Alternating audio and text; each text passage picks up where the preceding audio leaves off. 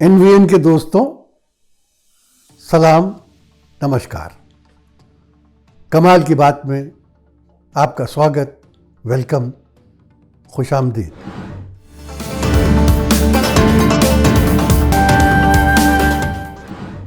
दोस्तों, आजकल वो बिल बहुत चर्चा में है जो यूपी असेंबली में पेश होने वाला है और जिसका ताल्लुक जनसंख्या नियंत्रण, आबादी को काबू में रखना, पॉपुलेशन कंट्रोल से है। कहा जाता है कि बिल पास होने के बाद पंचायत के इलेक्शंस में, कारपोरेशन के इलेक्शंस में उन लोगों को टिकट नहीं दिए जाएंगे जिनके 2 से ज़्यादा बच्चे हैं। उनको सरकारी नौकरियां भी नहीं मिलेंगी यूपी सरकार की। उन्हें वो सब्सिडीज भी नहीं मिलेंगी जो यूपी में दूसरों को मिलती हैं।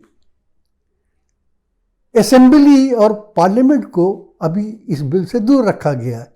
पार्लियामेंट को इसलिए कि पार्लियामेंट तो सेंटर के उसमें आती, और असेंबली को क्यों दूर रखा गया है उसकी वजह बहुत दिलचस्प है। यानी ऐसा नहीं है कि असेंबली के लिए जो कैंडिडेट होंगे उनके लिए ये शर्त नहीं है कि उनके 2 से ज़्यादा बच्चे हैं या नहीं हैं। उसकी वजह यह है कि इस वक्त यूपी की जो असेंबली है उसमें बीजेपी के 300 से ऊपर मेंबर है, और ये बताया गया है कि उन 300 से ऊपर मेंबरों के आधे यानी 50% मेंबर, यानी 152 मेंबर ऐसे हैं कि जिनके 3 से लेकर 8 तक बच्चे हैं। तो अगर असेंबली के लिए भी ये शर्त लगा दी गई तो ये बेचारे 152 तो मारे गए। इन्हें तो फिर कभी टिकट मिलने वाला नहीं हो, और इन्हें नहीं मिलेगा तो होगा क्या? फिर तो बड़ा हंगामा हो जाएगा। तो इसलिए असेंबली के मेंबरों को उससे अलग रखा, असेंबली को अलग रखा गया है। बहुत से लोग कहते हैं कि इसका बेसिकली बुनियादी तौर पर जो मकसद है वो ये है कि किसी तरीके से इसमें मुसलमानों को निशाना बनाया गया। मुस्लिम आबादी को ख़ास तौर पर जहन में रखकर ये बिल बनाया गया है। मैं समझता हूँ कि ये गलत है, ऐसा सोचना भी नहीं चाहिए। और जो लोग ऐसा सोचते हैं या ऐसा कहते हैं वो बीजेपी और आदित्यनाथ की मदद करेंगे कि जैसे ही आप इसको एंटी मुस्लिम कहेंगे तो वो बीजेपी की बाँछें खिल जाएंगी कि बस अब इसी के बहाने हिंदू वोट को कंसंट्रेट कर लेंगे, हिंदू वोटों को एक जगह ले आएंगे।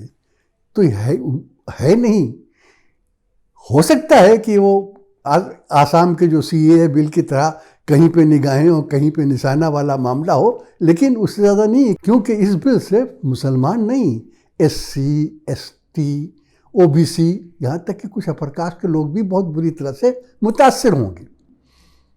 क्योंकि 2 से ज़्यादा बच्चे जो है वो सिर्फ इसलिए नहीं होते हैं कि लोग आबादी बढ़ाते हैं।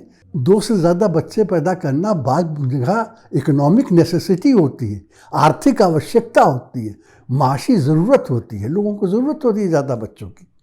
तो इसलिए इस बिल से अगर ये पास हो गया तो ऐसा नहीं है कि सिर्फ मुसलमानों को नुकसान होगा, सबको नुकसान होगा। और एक और अजीब बात है, सुना यह है कि इस बिल को प्राइवेट बिल के तौर पर पेश किया जा रहा है। यानी बीजेपी इसे अपना ऑफिशियल बिल बना के पेश नहीं करेगी। उसकी क्या वजह है वो उन्हीं को मालूम होगा।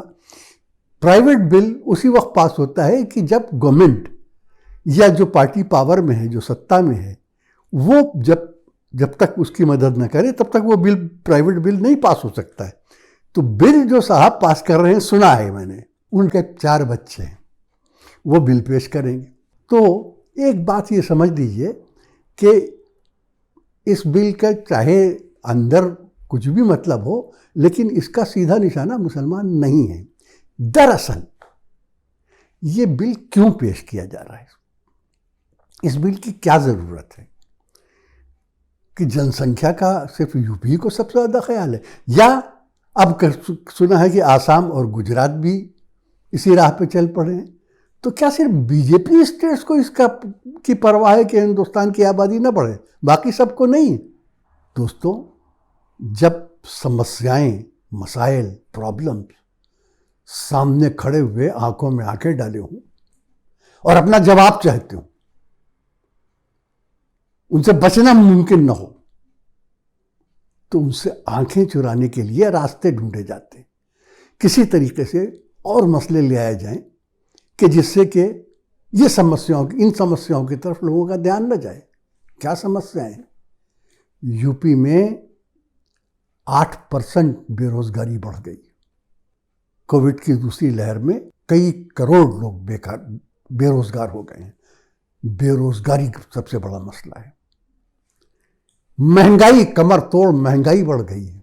दोस्तों, लोगों ने अब भाजी तरकारी खरीदना और खाना बंद कर दी, क्योंकि तरकारी और भाजी के भाव इतने ज़्यादा हैं कि लोगों की बस से बाहर हो गए हैं।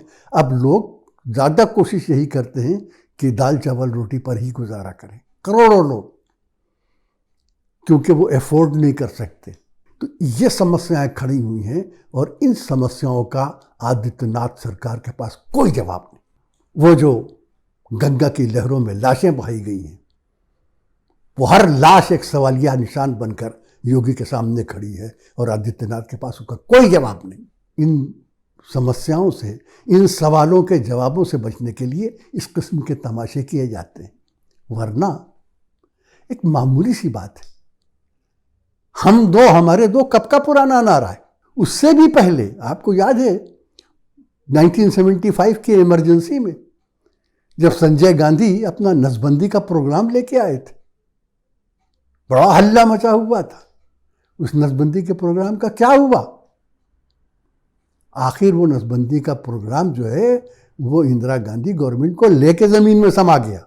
हम मानते हैं कि बढ़ती हुई आबादी एक मसला है, संगीन मसला है, एक बहुत डिफ़िकल्ट प्रॉब्लम है और उस पर यकीनन सोचना चाहिए, गौर करना चाहिए। हमारे दो कोई बुरा प्रोग्राम नहीं, अच्छा प्रोग्राम है, लेकिन आपको मालूम है कि उस प्रोग्राम पे अमल किसने किया?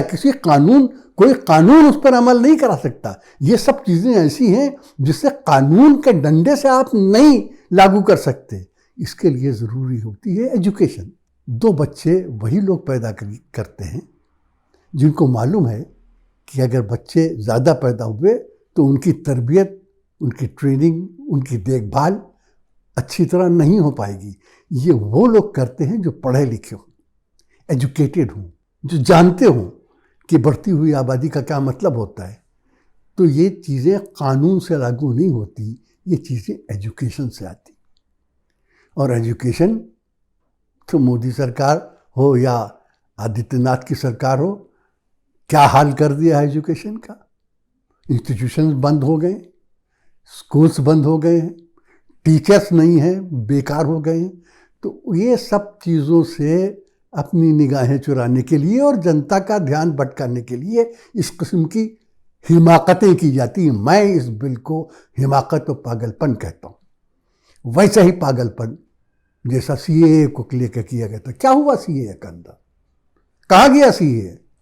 और जैसा कि मैंने पहले कहा कि ये समझना कि ये बिल इसलिए लाया जा रहा है कि गवर्नमेंट एंटी मुस्लिम पॉलिसी को आगे करना चाहती है, नहीं है। क्योंकि इस बिल के ऊपर सबसे ज़्यादा वावेला किसने मचाया है? विश्व हिंदू परिषद ने। विश्व हिंदू परिषद ने आदित्यनाथ को कहा है कि आप दोबारा गौर कीजिए इस पर, इसको जल्दी नहीं लाइए, ये बिल जो है वो अच्छा नहीं है। क्यों? अरे यही बीजेपी के लोग तो हैं, साक्षी महाराज जैसे, जो ये कहते हैं कि हिंदुओं को तो 10-10, 12-12 बच्चे पैदा करना चाहिए ताकि मुस्लिम आबादी बढ़ने ना पाए। तो आप उनको दो ही पे कैद कर देंगे तो कैसे काम चलेगा? तो इस बिल से हिंदू विश्व परिषद और साक्षी महाराज जैसे लोग भी बहुत खफा हैं। तो अगर ये बिल पास हो भी गया तो भी 8 महीने के बाद तो इलेक्शंस होने वाले हैं। इस बिल से कुछ नहीं होने वाला। ये सिर्फ लोगों का ध्यान बटाने के लिए लाया जा रहा है।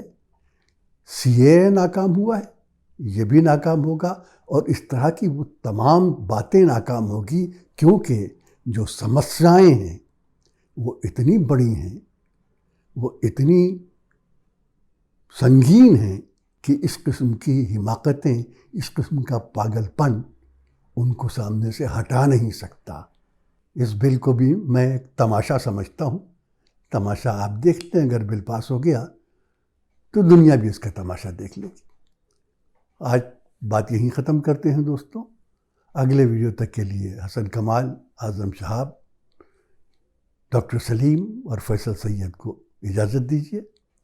जय हिंद, खुदा हाफ़िज़।